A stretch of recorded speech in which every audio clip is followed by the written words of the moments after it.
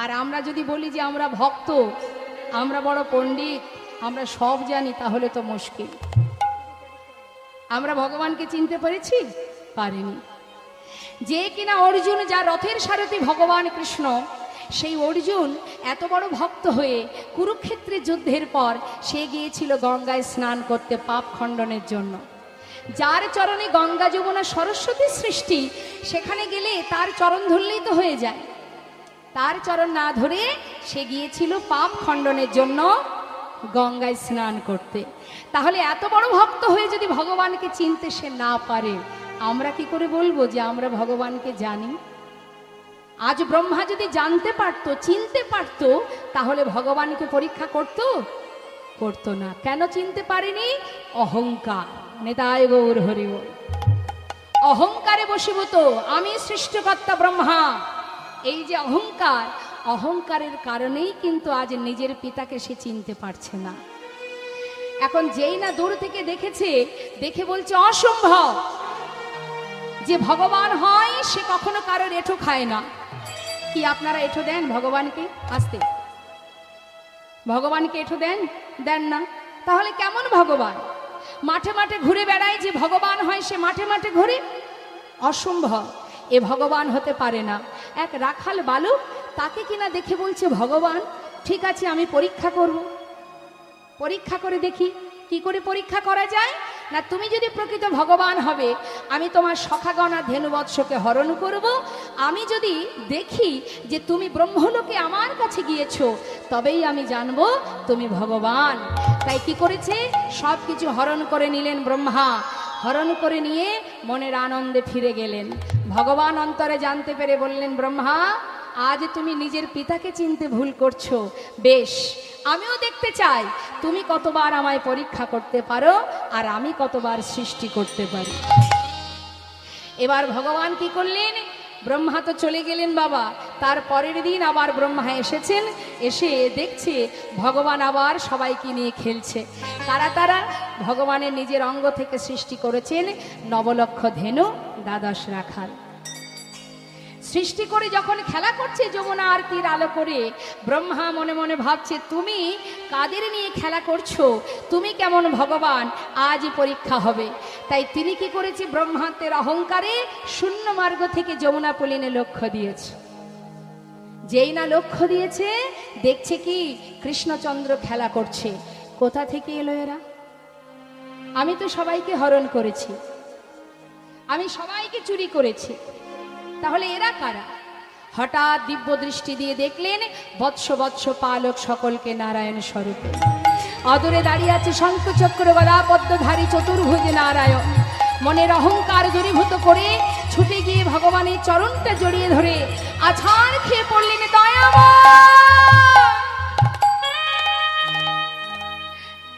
দয়াময়, হরি বল, হরি বল।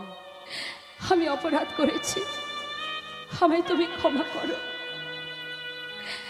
যে অপরাধ আমি করেছি, আজ আমি তোমার নাভি কমল থেকে জন্ম পেয়ে নিজের পিতাকে চিনতে পারলাম না।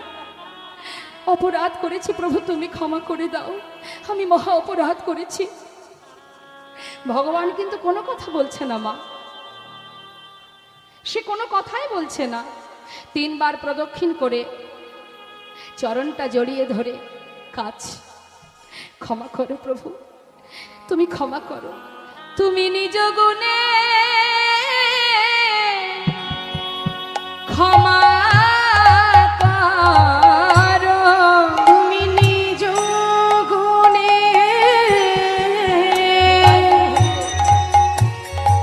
ক্ষমা করো। আমি অপরাধ করেছি বড়,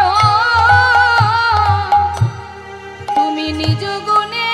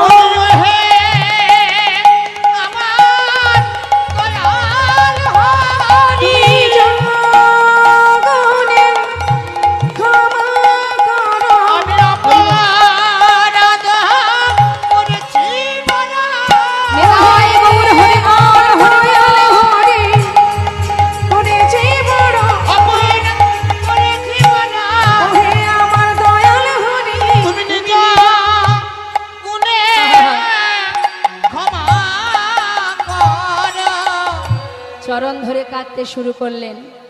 একটা দুটো নয়, 64টি শ্লোক পাঠ করেছিলেন।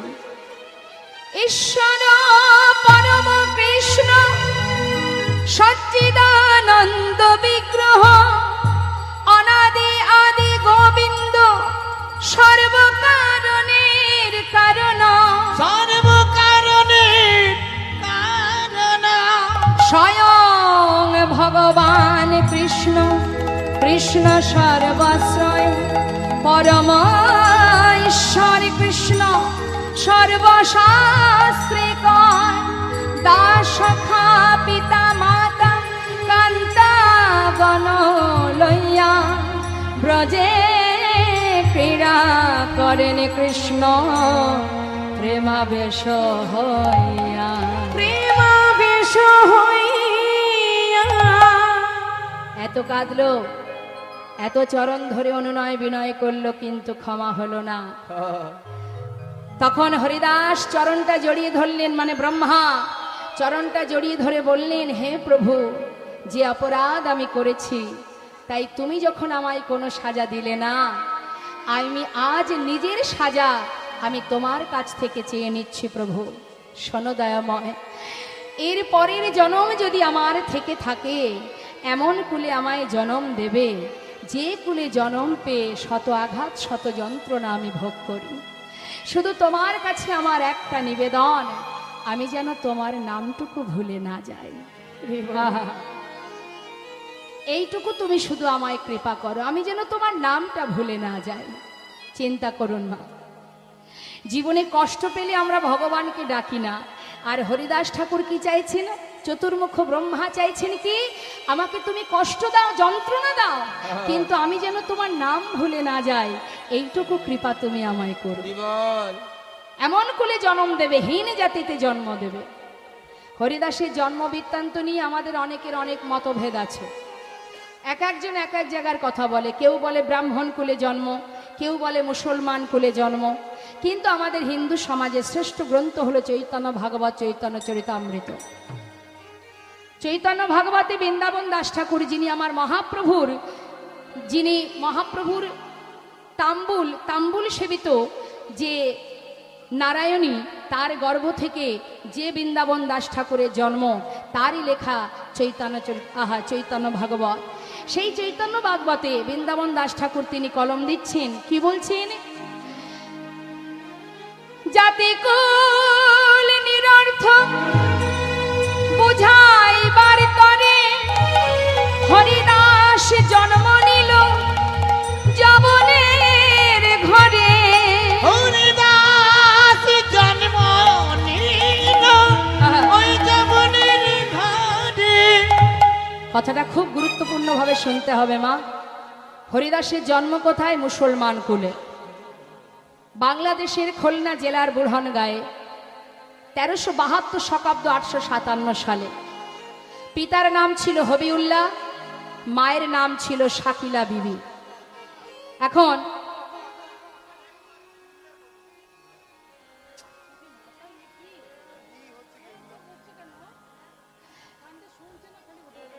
লীলা চলাকালীন এত বিঘ্ন ঘটলে মুশকিল আছে।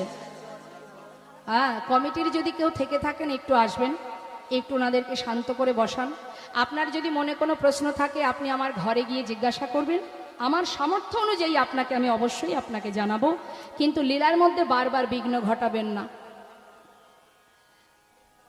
বসুন মা। তা কি বলছে মা? শাস্ত্রে বললেন, ভগবানের ভক্ত যারা, তারা যে কুলেই জন্ম নিক না কেন, সেই কুল উচ্চকুল পূজ্যকুল। সেই কুল উচ্চকুল পূজ্যকুল, মানে যেমন মনে করুন কপিকুলে জন্ম নিয়েছে কে? বীর হনুমান, যিনি ভগবানকে ভালোবাসে। পক্ষীকুলে জন্ম নিয়েছে কে? গরুর, যে ভগবানকে ভালোবাসে। অর্থাৎ ভগবানের ভক্ত যে কুলেই জন্ম নিক, যার জন্ম হোক যথা তথা, কর্ম করো ভালো। তোমার জন্ম যেখানেই হতে পারে, তাতে কোনো দুঃখ নেই। কর্ম যদি সঠিক হয়, তুমি ভগবানের চরণ কৃপা পাবে। তার প্রমাণ, পদ্ম ফুল কোথায় ফোটে? পাকের মধ্যে। গোলাপ কোথায় ফোটে? তাকে সযতনে ফোটানো হয়, হয় ছাদের উপরে টবে, বা অনেকে যত্ন করে চাষ করে, তাই না? তাহলে পাকের মধ্যে যে পদ্ম ফুটে আছে, যাকে ফোটাতে গেলে কোনো কষ্ট করতে হয় না, নিজের ক্ষমতায় ফুটে ওঠে। আর বাবুদের বাগানে ফোটা গোলাপ, যার পিছনে অনেক কষ্ট করতে হয়। এই দুটো ফুলের মধ্যে কোন ফুল রাধা গোবিন্দের যুগলে স্থান পেয়েছে? দেখবেন রাধা কৃষ্ণের যুগল চরণে পদ্ম ফুল নির্মিত থাকে, সেখানে কিন্তু গোলাপ থাকে না। তাহলে পাকের মধ্যে ফুটেছে, সে যেখানেই জন্ম নিক তার সাধন ছিল কঠিন, তুখর, মজবুত, তাই সে গোবিন্দ চরণ পেয়েছে। তো একটি তুলসী বৃক্ষ যদি একটা খারাপ জায়গাতেও জন্ম নেয়, সেই তুলসী বৃক্ষের পত্র দিয়ে ভগবানের সেবা হয়। তাই জাত নিয়ে আমাদের কোনো ভেদাভেদ নেই। ভগবানের পার্ষদ যেখানেই জন্ম নিক, যেমন বাবা মুসলমান কুলের ভক্ত আরো বলবো, যেমন কাজী নজরুল ইসলাম, সম্রাট আকবর, নাসির মামুদ, আব্দুল করিম, তোমরা কুঞ্জ সাজাও গো আজ আমার প্রাণনাথ আসিতে পারে। গানটি কার লেখা? আব্দুল করিমের। তাহলে জন্ম যেখানেই হোক, কর্ম যদি তোমার সঠিক হয়, তাতেই ভগবত কৃপা তুমি লাভ করতে পারবে।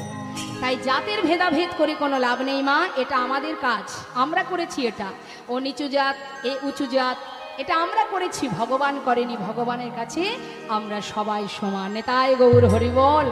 তাই হরিদাস ঠাকুর আজ মুসলমান কুলে জন্ম নিয়েছে বটে, কিন্তু তার স্বভাব তো পরিবর্তন হয়নি, কারণ ইনি তো সেই চতুর্মুখ ব্রহ্মা। কোথায় জন্ম নিল? খুলনা জেলার বুড়হনি গায়ে, খুলনা জেলার বুড়হনি গায়ে প্রকট হইলা গো, প্রকট হইলা।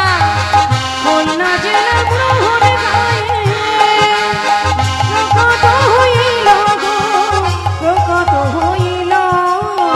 নাম প্রচারিতে ওই না নামে প্রচারিতে ব্রহ্মা, নাম প্রচারিতে ওই না নামে প্রচারিতে ব্রহ্মা, জনম জেনিল দিকে দিকে নাম প্রচারিল। ওই না নাম প্রচারিতে ব্রহ্মা, জন্ম জনিল দিকে দিকে জন্ম জনিলা। নামাচার্য হরিদাস, যে নামাচার্য হরিদাস, নামাচার্য হরিদাস, নামাচার্য হরিদাস, সে যে নাম ব্রহ্ম হরিদাস, নামাচার্য হরিদাস। নাম ব্রহ্ম হরিদাস, নামাচার্য হরিদাস। নাম প্রচারিতে ব্রহ্ম, জনম জেনিল দিকে দিকে নাম প্রচারিল। নাম প্রচারের জন্য দিকে দিকে আজ নামাচার্য হরিদাস ঠাকুর জন্ম নিলেন খুলনা জেলার বুড়হনগাঁয়ে। আজ সেটার খুলনা জেলা নেই, এখন সেই জায়গাটি হয়েছে যশোর জেলা। তা জন্ম হয়েছে মা, জন্মের পর তার স্বভাব কি? তুলসী মঞ্চ দেখলে প্রণাম করে, সাধুকে দেখলে প্রণাম করে, মুখে কৃষ্ণ নাম করে। এখন মনে করুন, এক মুসলমান কুলের সন্তান যদি কৃষ্ণ নাম করে, মুসলমান সমাজ তো মেনে নেবে না। তারা কি করলেন? বাধা সৃষ্টি করতে লাগলেন, নানাভাবে তার ওই কৃষ্ণ নাম বন্ধ করানোর জন্য চেষ্টা করতে লাগলেন। কিছুতেই ছেলে কথা শোনে না।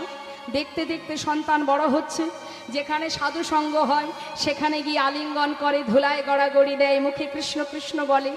এই সব দেখে গ্রামের কিছু গণ্যমান্য ব্যক্তি তারা চলে গেলেন হারেসের পিতার কাছে, মানে হবিউল্লাহর কাছে। হবিউল্লাহ, তোমার ছেলে দুধের শিশু, আমাদের মুসলমান কুলের ছেলে হয়ে, সে মুসলিম হয়ে সে করে হিন্দু দেবতার নাম। তাই শোনো, আমি চাই না আমাদের সমাজের কলঙ্ক হোক, তাই ওকে নিষেধ করো। আমাদের যে আল্লাহ খোদা তাআলা, তার নাম যেন জপ করে, এই নাম যেন ভুলে যায়, ওকে নিষেধ করে দিও। না হলে কিন্তু এই যে অপরাধ করে চলেছে, এর সাজা ওকে পেতে হবে। কিন্তু কে শোনে কার কথা? যে জন কৃষ্ণ নামকে হৃদয় মাঝে একবার সার করে ফেলেছে মা, কৃষ্ণ নামকে যদি কেউ প্রকৃতভাবে ভালোবাসতে পারে, জীবনের যত বাধায় আসুক না কেন, সে কি আর মন থেকে মুছতে পারবে?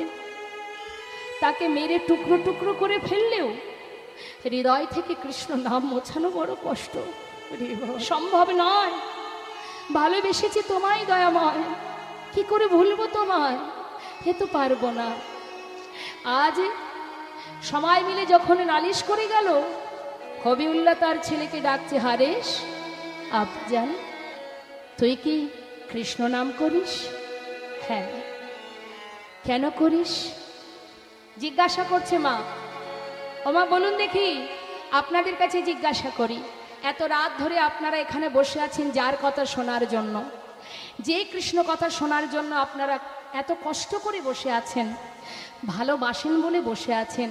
এখন যদি আপনাদের কাছে আমি প্রশ্ন করি, আপনি কেন ভালোবাসেন? বলতে পারবেন? কেন ভালোবাসেন কৃষ্ণকে? ভালোবেসে কি পেয়েছেন? কেন ভালোবাসেন? এর কোনো উত্তর আছে? হারেশ বলে উঠলেন, আব্বাজান আমি তো জানি না, আমি কেন ভালোবাসি জানি না। শোন বাবা, আমরা মুসলমান, তুই আল্লাহর নাম কর, খোদা তাআলার নাম কর, এই নাম ভুলে যা। আব্বাজান এ তুমি কি বলছো? কি করে পারবো এই নাম ভুলতে? পারবো না। আব্বাজান শোনো শোনো, আজ আমি তোমাকে একটা কথা বলি। বোঝাচ্ছেন মা, কিভাবে বোঝাচ্ছেন দেখুন। আজ হারেশ বোঝাচ্ছে তার পিতাকে, আব্বাজান একই খোদা তাআলার সৃষ্টি হিন্দু মুসলমান, তার সৃষ্টি, ভগবানের সৃষ্টি, আমরা সবাই এক, আমাদের সকলের রক্তের রং এক, আমাদের যে জল আমরা পান করি, কেউ বলে ওয়াটার, কেউ বলে পানি, কেউ বলে জল, বিষয় তো সেই একটাই। যে যেমন করে ডাকুক, যেমন করে ভালোবাসুক, বিষয়বস্তু তো বাবা একই, তাই না? তাই কত সুন্দর করে তার পিতাকে বোঝাচ্ছে। আব্বাজান তাহলে শোনো, আল্লাহ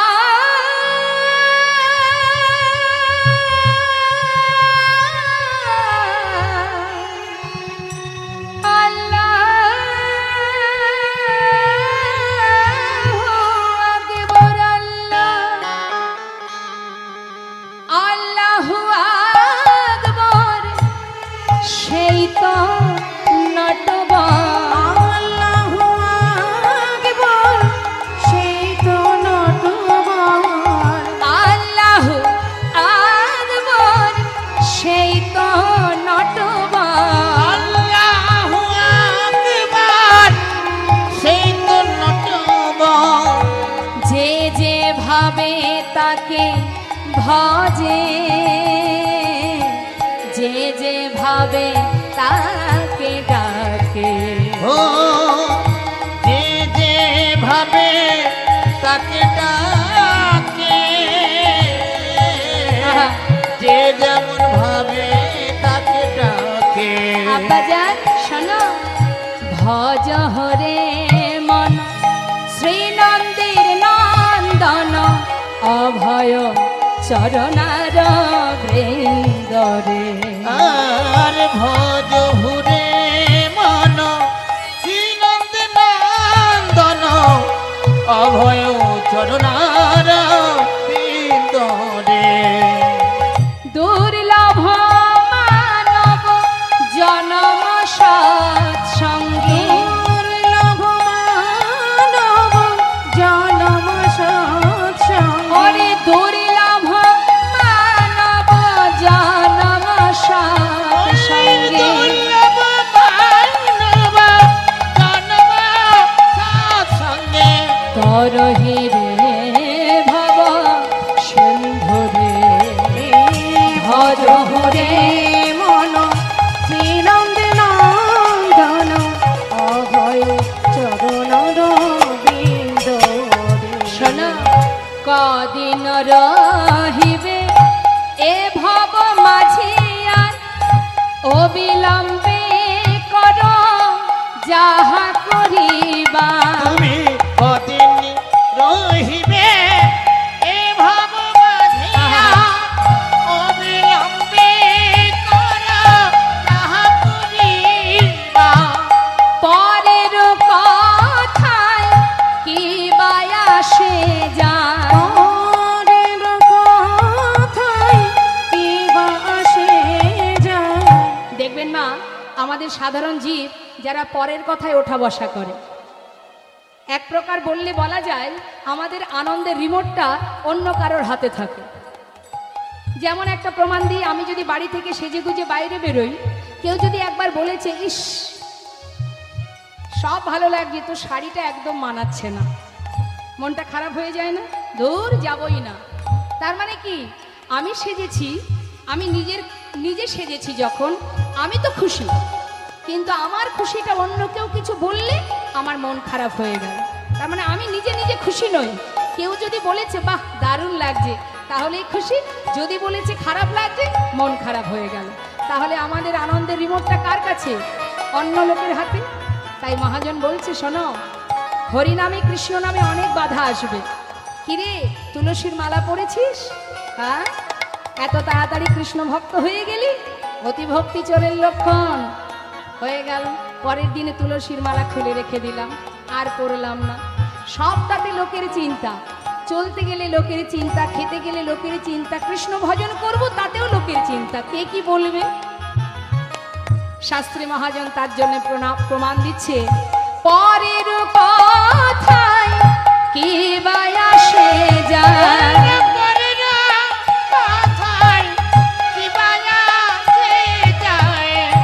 মিছে দাগা তুমি পেও না, ভজ রে মন শ্রীনন্দে নন্দন অভয় চরণ রবিন্দ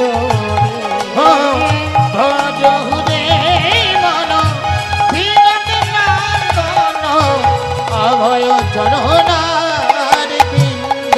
শোনো শোনো, এই যে বললেন শ্রবণ কীর্তন স্মরণ বন্দন পাদ সেবন দাসরে, পূজন সখী জন আত্মনিবেদন, পূজনা সখিগণ আত্মনিবেদন, পরহি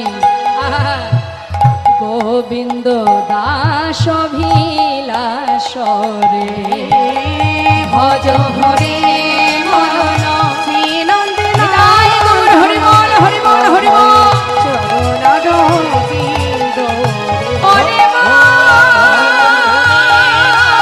ভজ রে ভজ রে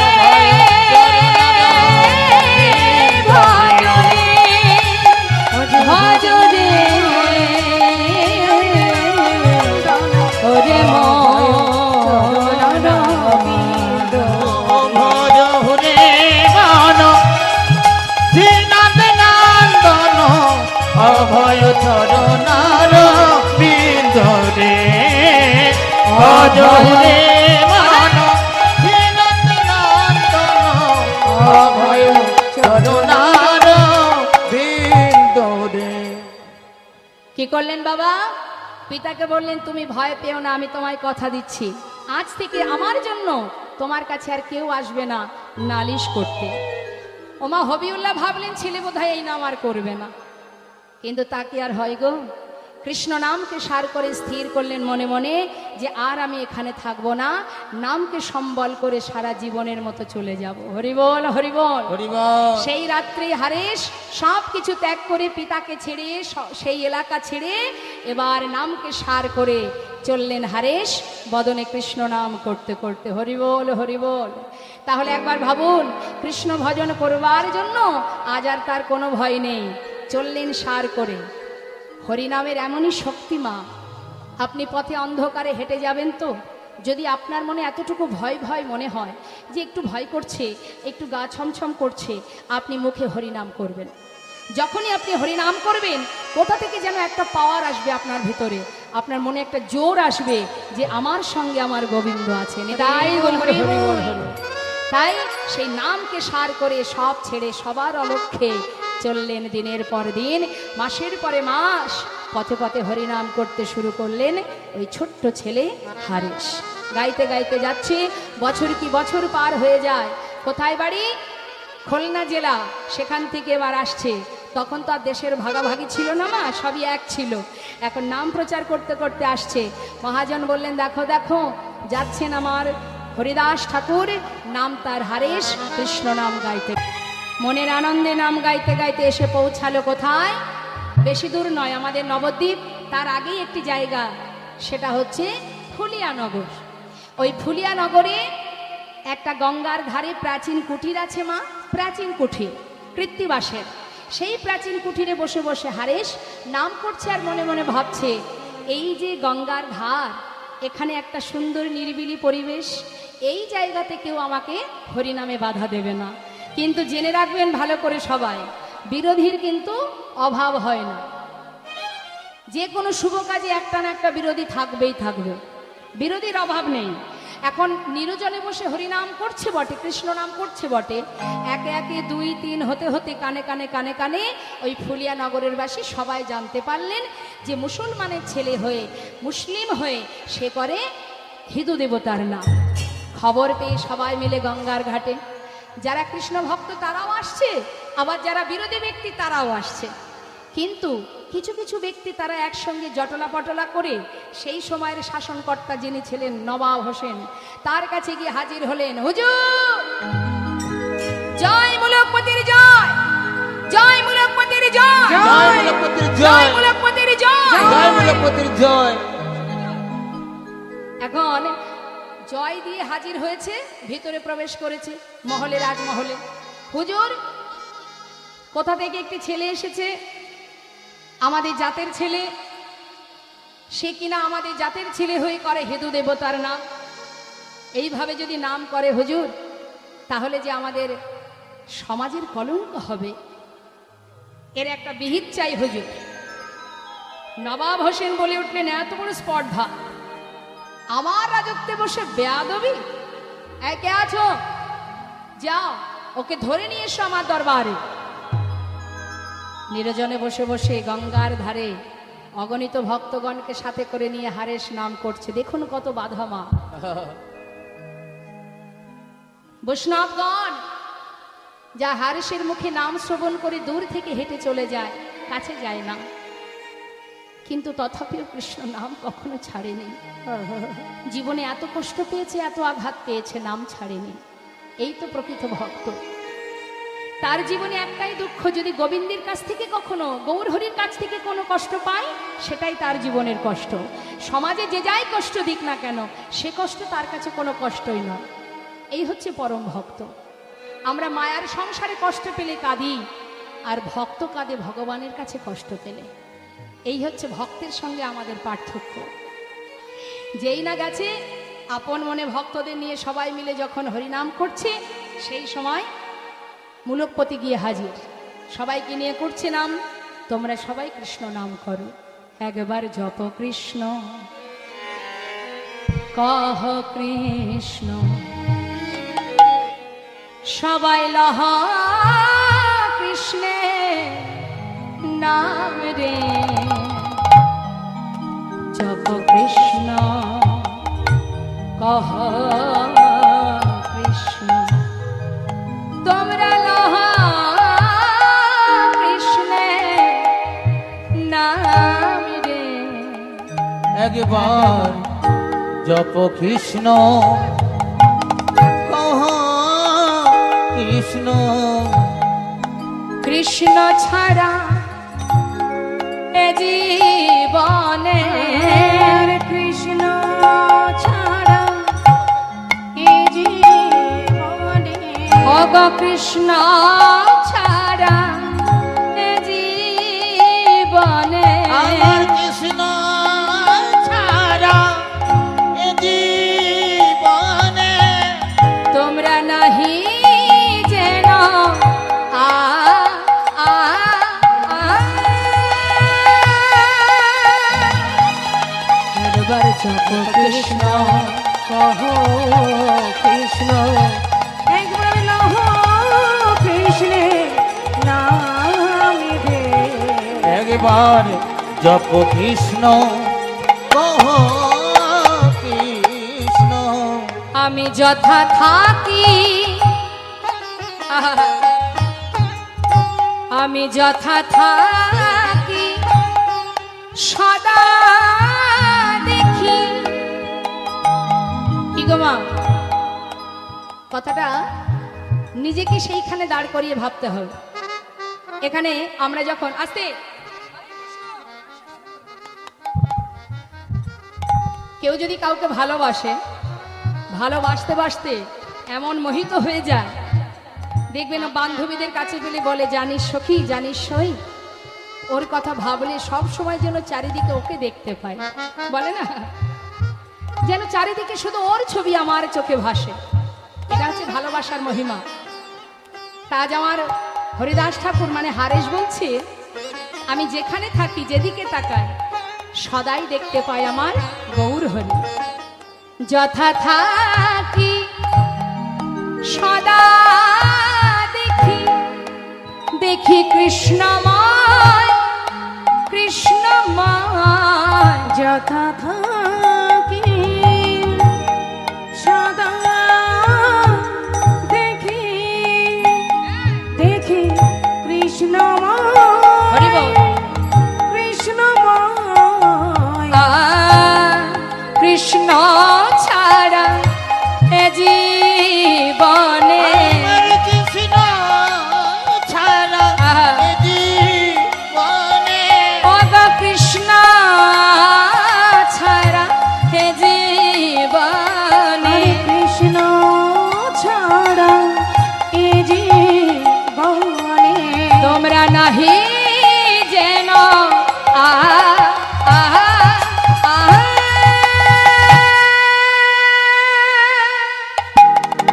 একবার জপ কৃষ্ণ, হরিবল, হরিবল, তাই গৌর, হরিবল, হরিবল। কৃষ্ণ, একবার লহ কৃষ্ণের নাম দে, একবার ভজ কৃষ্ণ, কহ কৃষ্ণ, একবার লহ কৃষ্ণের নাম দে, একবার ভজ কৃষ্ণ, কহ কৃষ্ণ। স্তব্ধ হ।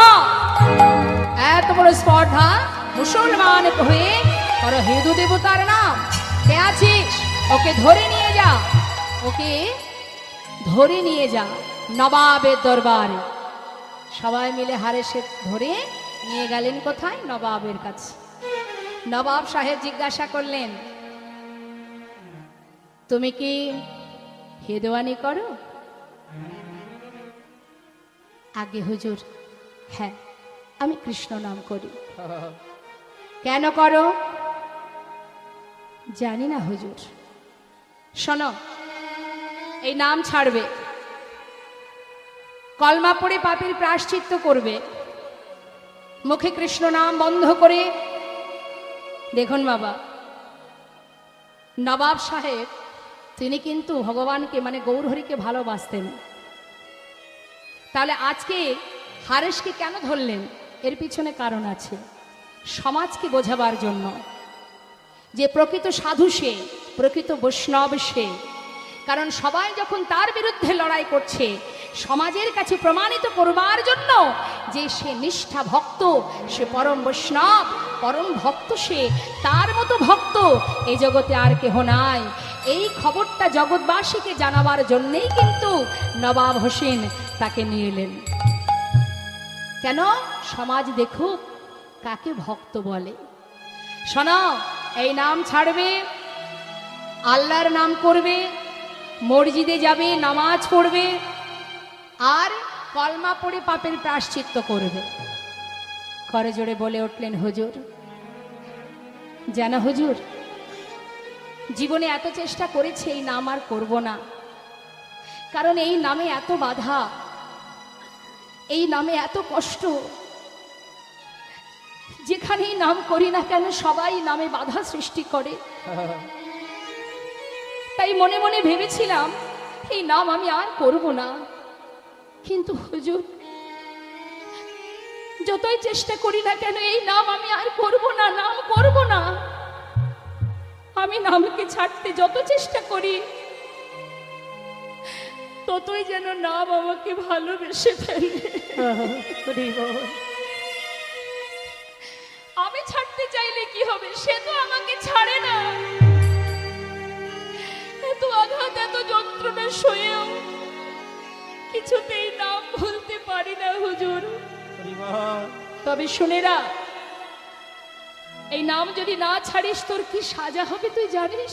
জানি না, তবে যে সাজাই হোক না কেন, আমার জীবনে যে সাজাই আসুক না কেন,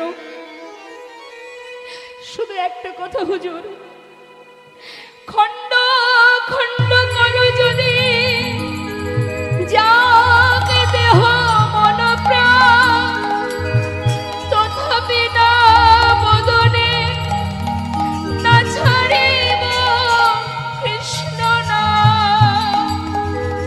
কৃষ্ণ নাম করা যদি আমার হয় অপরাধ, জনমে জনমে করি যেন এই অপরাধ। জনমে জনমে করি যেন এই অপরাধ। যেন আকুলি প্রাণে আমি গাইতে পারি, যেন আকুল প্রাণে গাইতে পারি। হা কৃষ্ণ গোবিন্দ বলে আমি যেন আকুলি প্রাণে গাইতে পারি।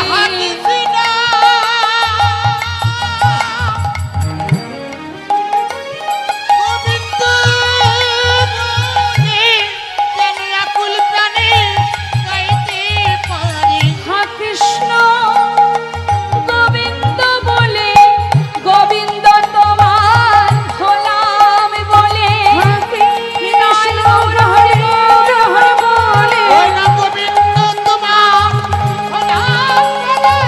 কৃষ্ণ গোবিন্দ বলে, গোবিন্দ তোমারে হলাম বলে, কৃষ্ণ গোবিন্দ বলে।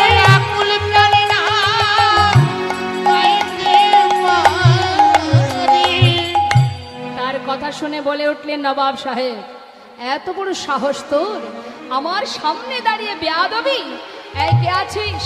দেখি কত সময় এই নাম করতে পারে, ওকে ধরে নিয়ে যা, পান্ডুয়ার 22 বাজারে বেত্রাঘাত কর। যত সময় কৃষ্ণ নাম বন্ধ না করবে ওকে বেত্রাঘাত করবি, তথাপিও যদি নাম না ছাড়ে প্রয়োজনে ওকে প্রাণে মেরে ফেল, তবু যেন নাম আর বদনে গাইতে না পারে। কি অপরাধ? কৃষ্ণ নামকে সার করেছে, এটাই তার অপরাধ। ভগবান যে ভক্তকে পদে পদে কষ্ট দেয় বাবা, যারা সেই কষ্ট সহ্য করতে পারে, সহ্য করেও যারা ভগবানকে ভালোবাসতে পারে, যেমন কৃষ্ণ ভক্ত সুদামা, যাদের ভিতরে ধৈর্য আছে তারাই তো পারে গোবিন্দের ভক্ত হতে। আজ দেখুন তাকে ধরে নিয়ে পান্ডুয়ার 22 বাজারে বেত্রাঘাত করবে বলে গাছের সঙ্গে দড়ি দিয়ে বাঁধছে মা। হারেশ বলছে, দেখো আমি তো তোমাদের কাছে কোনো অপরাধ করিনি, আমি মুসলমান হয়ে করেছি কৃষ্ণ নাম। অপরাধ যদি করে থাকি আমি ভগবানের চরণে করেছি, তাতে যদি সাজা দিতেই হয় তিনিই আমাকে দেবেন, তোমরা আমায় ছেড়ে দাও। না, তুই আমাদের সমাজের কলঙ্ক, আমাদের জাত চলে যাবে, আমাদের কলঙ্ক হবে, তাই হয় নাম বন্ধ করবি, না হলে তোকে প্রাণে মেরে ফেলবো। যদি বাঁচতে চাস এই নাম ছাড়। শুরু হলো আঘাত। হরেশ কৃষ্ণ নাম ছাড়, হরেশ কৃষ্ণ নাম ছাড়, হরেশ কৃষ্ণ নাম ছাড়। আঘাত শুরু হলো। যতবার আঘাত করে বাবা ততবার তার মুখে একটাই নাম, কৃষ্ণ কৃষ্ণ কৃষ্ণ কৃষ্ণ। শুধু বলে উঠলেন, দয়াময় হরি বল, যে আঘাত আজ আমার অঙ্গে পড়ছে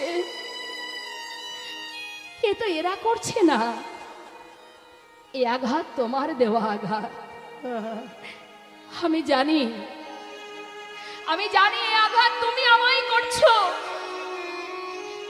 তোমার কাছে একটা নিবেদন, এদের তো কোনো দোষ নেই, এদেরকে দিয়ে করানো হচ্ছে বলেই এরা মারছে। তুমি এদের ক্ষমা করো দয়াময়। হরি বল, হরি বল। হে কৃষ্ণ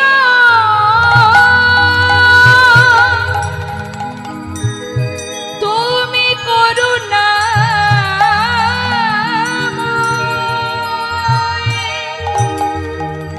তুমি করুণা করো। তুমি করো ওরা তো জানে না ওরা কি অপরাধ করেছে, তুমি করুণা তুমি করুণা করো। একবার ভাবুন বাবা, এই জগতে কেউ যদি আমাকে আঘাত করে, কেউ যদি কাউকে কষ্ট দেয়, সে তো উল্টে প্রতিবাদ করে। ভগবানের কাছে কি ক্ষমা চায় যে তুমি ওকে ক্ষমা করে দাও? এই হচ্ছে বৈষ্ণবের লক্ষণ। ওদের তো কোনো দোষ নেই, ওরা আমাকে মারছে বটে, ওদের দিয়ে করানো হচ্ছে তাই ওরা করছে। তুমি করুণাময়, তুমি ওদের ক্ষমা করে দাও প্রভু, তুমি ওদের ক্ষমা করে দাও। তুমি তো দয়াল, তুমি তো করুণাময়, তুমি তো পতিত জীবের উদ্ধারের, তুমি তো পতিত পাবন, তুমি ওদের অপরাধ দূরীভূত করে ওদের তুমি ক্ষমা করো হরি দয়াময়। বল, হরি বল। সর্বাঙ্গ থেকে রুধির ঝরছে, সর্বদেহ থেকে যখন রুধির ঝরছে, বলে উঠছে প্রভু শুধু তোমার কাছে একটা বাসনা, যতই চাবুকের আঘাত করুক না কেন, যাই হয়ে যাক না কেন, আমি যেন তোমার নামটুকু ভুলে না যাই, এইটুকু আশীর্বাদ করো।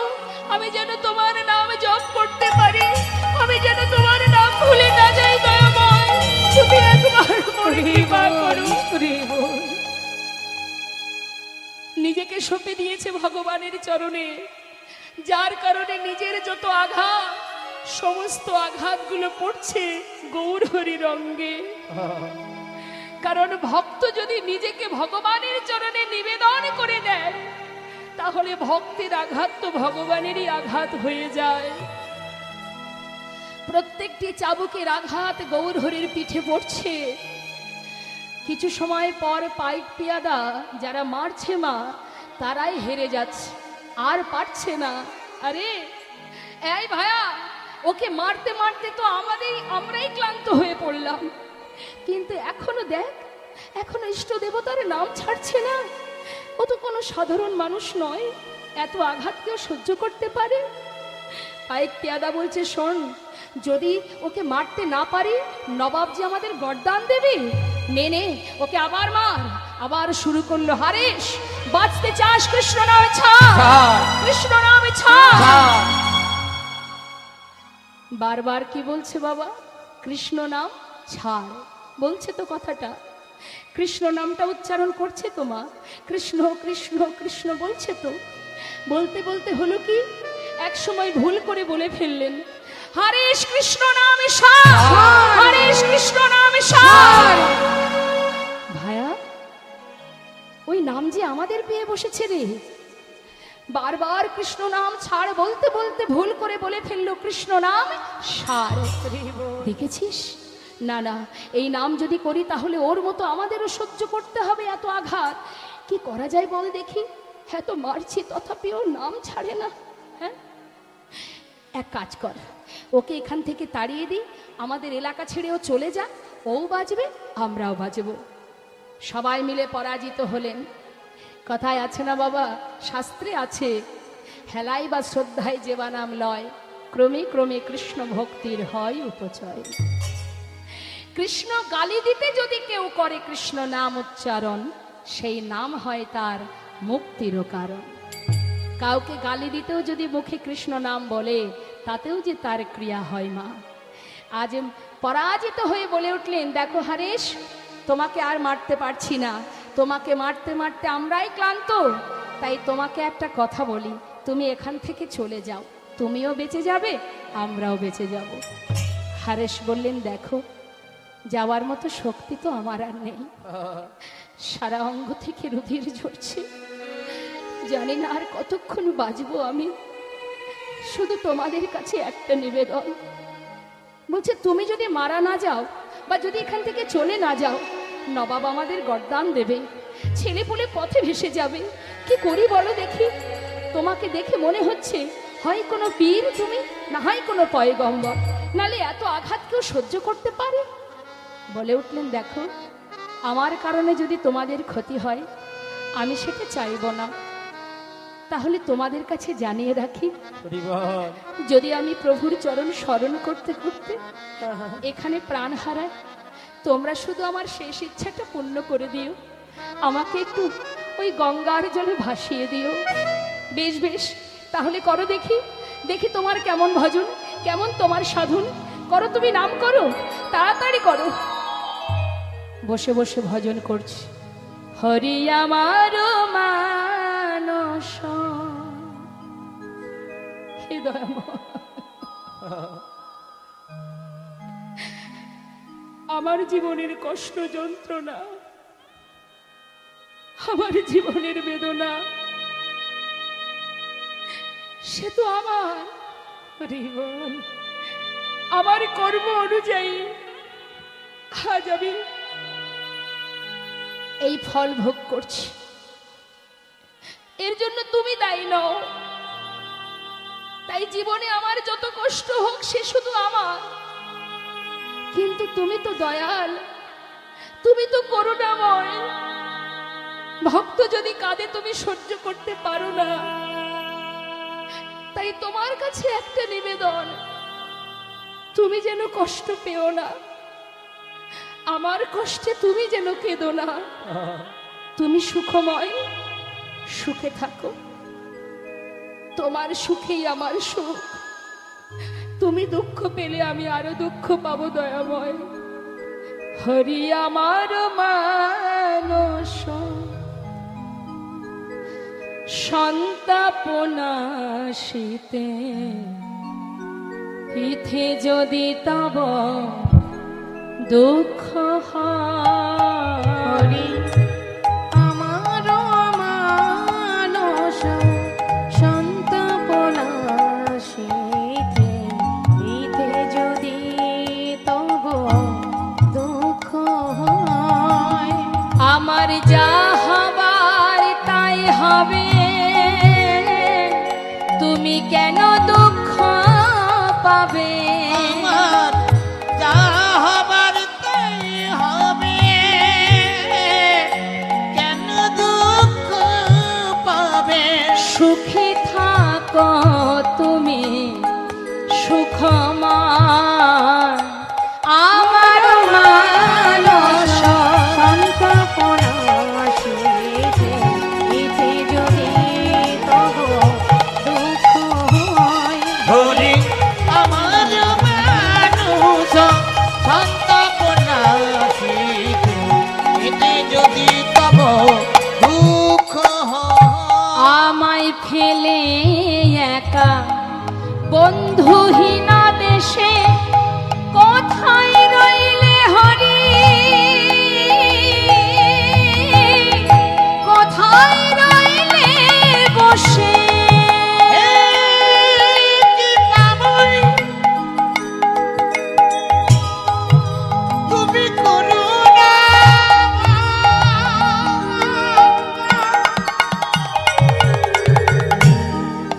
তুমি ছাড়া আমার আর কেহ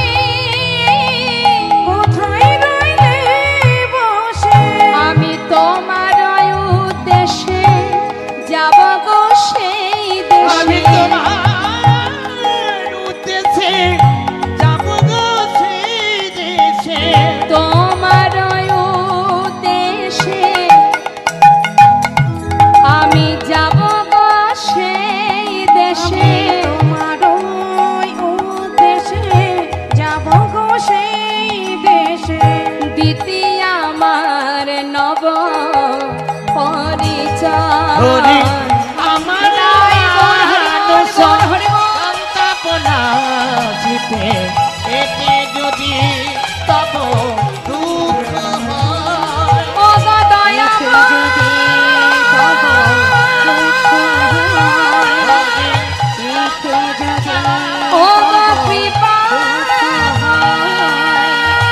এতে যদি তব করুণা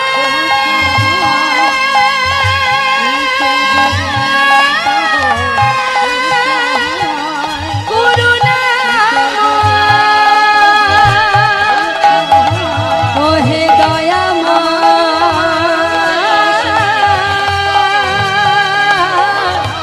হে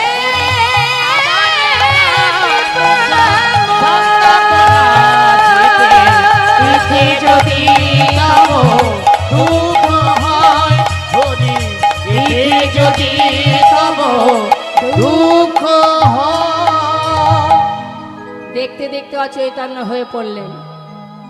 নাম করতে করতে যেই না অচৈতন্য মূর্ছা গেছে, বলা বলি করছে, দেখেছিস ভায়া, নিজে মরে গিয়ে নিজেও বেঁচে গেল, আবার আমাদেরও বাঁচিয়ে দিয়ে গেল। বাবা বাবা, হ্যাঁ রে, চল ওর শেষ ইচ্ছাটা পূর্ণ করা হোক। কি ইচ্ছা?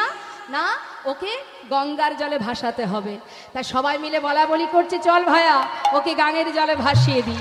এই বলে ধরাধরি করে সবাই মিলে কি করলেন, গাঙের জল অর্থাৎ গঙ্গার জলে ভাসিয়ে দিলেন। যেই না ভাসিয়ে দিয়েছে বাবা, ফুলিয়া নগরের গঙ্গার জলে ভাসালো, আর দেহটা ভাসতে ভাসতে যাচ্ছে শান্তিপুরে। শান্তিপুরনাথ অদ্বৈত আচার্য প্রভু তিনি কিন্তু প্রভাতকালে তিনি যাচ্ছেন। তখনও পর্যন্ত মহাপ্রভু নবদ্বীপে আসেননি মা। প্রতিনিয়ত অদ্বৈত আচার্য প্রভু তিনি প্রভাতকালে গঙ্গায় গিয়ে স্নান করেন, আর তুলসী পত্র গঙ্গার জলে দিয়ে ভগবানকে নদিয়াতে আসার জন্য আহ্বান করেন। তা প্রতিদিনের ন্যায় আজও যাচ্ছে, যেই না দাঁড়িয়েছে প্রাতকাল প্রভাত সময়, হঠাৎ একটা নাম শুনতে পাচ্ছে, কৃষ্ণ কৃষ্ণ কৃষ্ণ কৃষ্ণ কে? কৃষ্ণ আহা, কৃষ্ণ এত মধুর কৃষ্ণ নাম করছে। কৃষ্ণ এই প্রভাতে আমি ছাড়া তো ঘাটে কেউ আসে না। কে তুমি? ওগো তুমি কে? আমার সামনে এসো, আমি তোমায় দেখতে পাচ্ছি না কেন? চারিদিকে দেখতে দেখতে হঠাৎ গঙ্গার জলে